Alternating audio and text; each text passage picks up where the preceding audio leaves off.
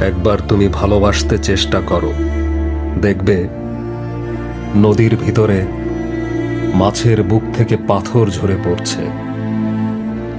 পাথর পাথর পাথর, আর নদী সমুদ্রের জল।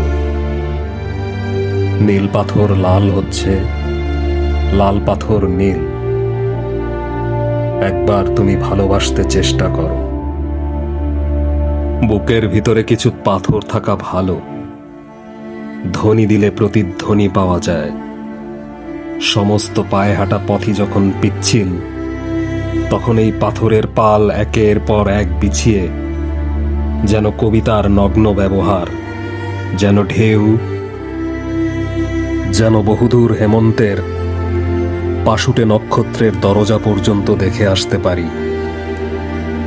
বুকের ভেতরে কিছু পাথর থাকা ভালো।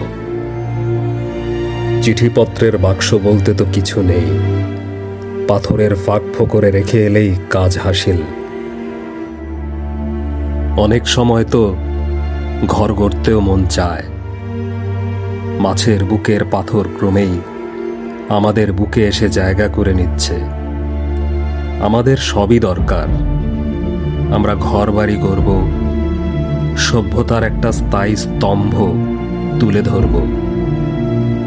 রূপলি মাছ পাথর ছড়াতে ছড়াতে চলে গেলে একবার তুমি ভালোবাসতে চেষ্টা করো।